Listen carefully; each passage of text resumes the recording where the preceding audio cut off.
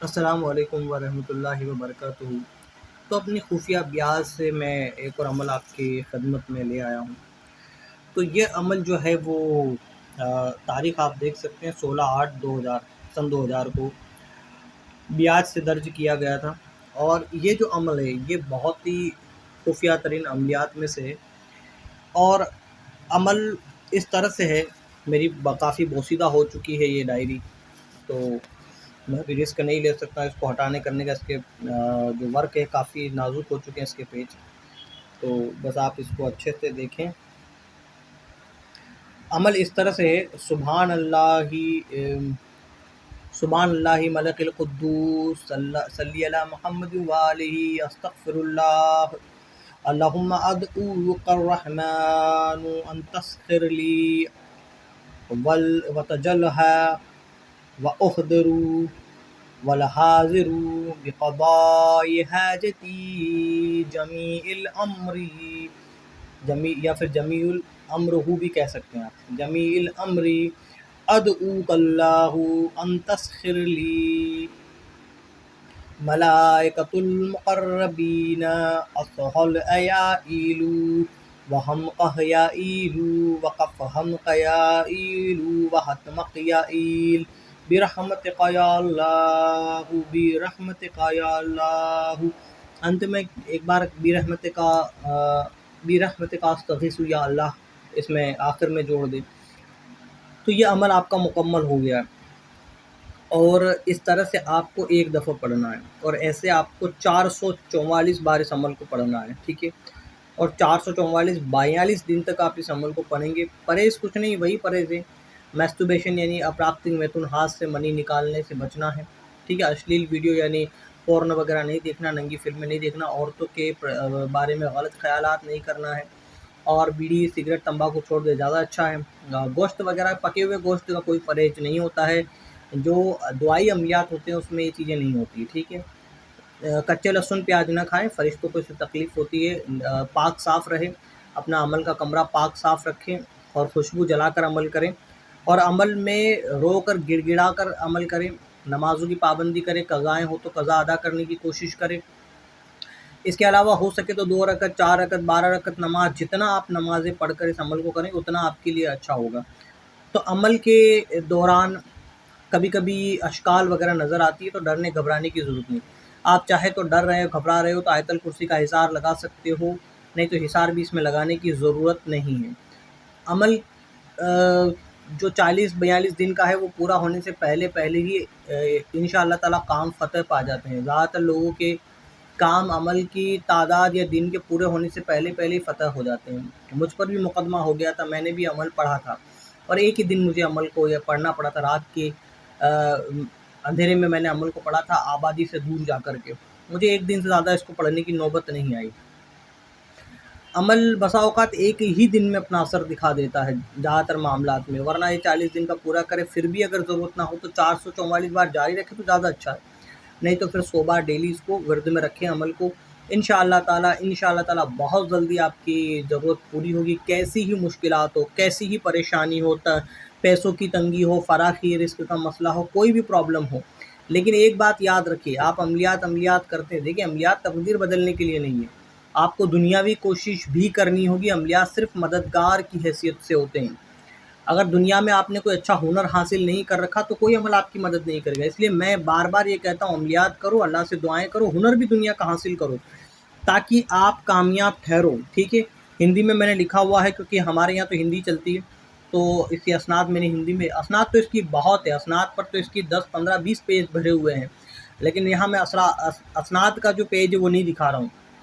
غرض یہ کہ کسی جادوگر کو سبق سکھانا ہو، کسی شیطانی عامل کو سبق سکھانا ہو، آسیبوں کو سبق سکھانا ہو، شیطانی جنات کو سبق سکھانا ہو، کسی بھی طرح کا کام آپ اس سے لے لیجئے، وہ کام یہ اس عمل سے انشاءاللہ تعالی عز و جل فتح پا جائے گا۔ اللہ پر بھروسہ رکھیں، اور یہ فرشتے جو اس عمل کے اندر ہیں انشاءاللہ تعالی مقرر ہو جائیں گے، کیونکہ بے شک اللہ کے علاوہ کوئی اور فرشتوں کو حکم نہیں دے سکتا ہے، نہ فرشتوں کو ہماری پکار سنائی دے سکتی ہے اللہ کے حکم کے بغیر۔ اس چیز کو یاد رکھے، ان اللہ علی کل شیء قدیر، اللہ ہی ہر شے پر قادر ہے۔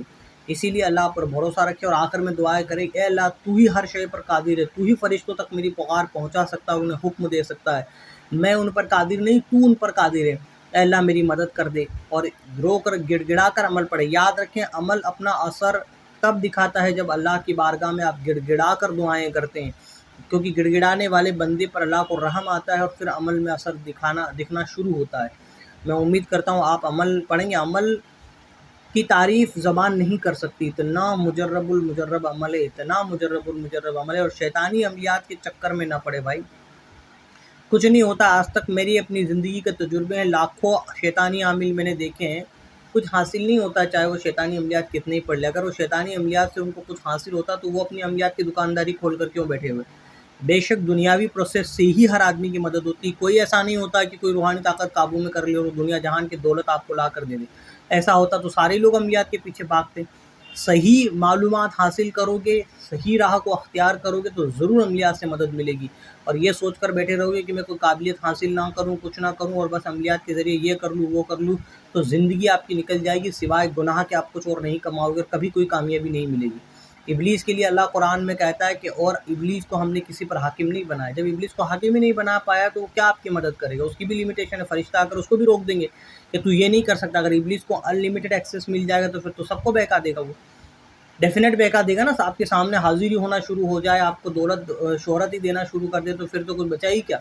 اسی لیے کوئی بھی شیطانی عملیات سے بھی آج تک پوری طرح کامیاب کبھی نہیں ہوا ہے۔ شیطانی عملیات ایک جنجال ہے، شیطانی مخلوقات آپ کو اپنے چنگل میں پھنساتی ہے، پھر آپ کو گناہ کی زندگی سے باہر نہیں نکلنے دیتی ہے۔ اور جتنے بھی لوگ زیادہ تر شیطانی عامل پرچار پرسار کرتے ہیں، یعنی تبلیغ کرتے ہیں عملیات کی شیطانی، تو یہ ان کا معاہدہ ہوتا ہے ان شیطانی مخلوقات سے جن کو انہوں نے تابع کر رکھا ہوتا ہے، اور وہ تبھی ان شیطانی عاملوں کی مدد کرتی جب وہ نئے بکرے ان کے لیے تلاش کرتے ہیں۔ اسی لیے وہ یہاں وہاں لوگوں کو عملیات سکھاتے پھرتے ہیں، واش روم میں قرآن پڑھنے کی صلاح دیتے ہیں، حسبنا اللہ و نعم الوکیل پڑھنے کی صلاح دیتے ہیں، گندے کام کرواتے ہیں اور اس طرح کی حرکات کرواتے ہیں۔ شروع میں آپ کو ایسی کوئی شرطیں نہیں بتائیں گے، بعد میں دھیرے دھیرے جب آپ کا ایمان ضائع ہونے لگے گا تو ایسی شرطوں والے عملیات آپ کو سکھانا شروع کر دیں گے۔ خدا را ایسے لوگوں سے بچے، کچھ حاصل نہیں ہوگا، وہ اپنا الو سیدھا کرنے کے لیے آپ کو بکرا بنا رہے ہیں اور کچھ نہیں، کیونکہ ہم نے خود شیطانی عملیات کو قریب سے دیکھا ہے۔ اکثر شیطانی عورتیں جو ہوتی جب حاضر ہو جاتی ہے تو کہتی کہ زنا تمہیں کرنا پڑے گا، خود وہ تو زنا کرتی ہی ہے عامل کے ساتھ، پھر وہ یہ بھی کہتی کہ جوان لڑکیوں کے ساتھ تمہیں زنا کرنا پڑے گا، پھر وہ عامل جو ہوتے ہیں یا پھر بوڑھی عورتوں کے ساتھ یا کسی کے بھی ساتھ تمہیں زنا کرنا پڑے گا، اور وہ ویشیا کے ساتھ نہیں کر سکتے، وہ معاشرے کی عورتوں کے ساتھ کرنا پڑتا ہے۔ ایسی شرطیں بھی یہ شیطانی قوتیں رکھ لیتی، پھر وہ عورتوں کو بگاڑ دیتے ہیں اور زنا کرتے پھرتے ہیں۔ تو اس طرح کی حرکتیں خدا را نہ کرے۔ آپ ایک بار چنگل میں پھنس گئے تو کسی اور کے بچائے بنا آپ خود باہر نہیں نکل سکیں گے۔ یہ مخلوق اتنی خطرناک ہوتی ہے کیونکہ ہم تجربے کی بنیاد پر بولتے ہیں۔ آپ کے اپنے خاندان والوں کو موت کے گھاٹ اتارنے کے لیے کہیں اس کا گلا دبا دے، اس کا فلانا کر دے، دھماکہ کر دے، تو ان چیزوں سے خدا را بچیں۔ ایسے عملیات سے اگر ان کے قابو میں آپ چلے گئے، جو لوگ آپ کو دکھائی دے رہے ہیں کہ وہ شیطانی عملیات سفلی عملیات کے جانکار ہیں، بھلے چنگے گھوم رہے، تو انہوں نے ان روحانی مخلوقات کی گناہ والی شرطوں کے سامنے اپنا سر ہمیشہ کے لیے جھکا دیا۔ وہ جیتے جی بھی کبھی ان چیزوں سے باہر نہیں نکل سکتے، وہ مریں گے اور جہنمیوں میں شامل ہوں گے۔ اور تبھی شیاطین پریشان کرنا چھوڑتے ہیں جب انسان جہنم کے راستے کو پوری طرح اختیار کر لیتا ہے، اور بیک گراؤنڈ میں آپ کو گندگی کھانے کے لیے یہ مائل کریں گے، گندگی چیزوں کی طرف آپ اٹریکٹ ہوں گے، نہانا دھونا آپ کو ناپسند ہو جائے گا۔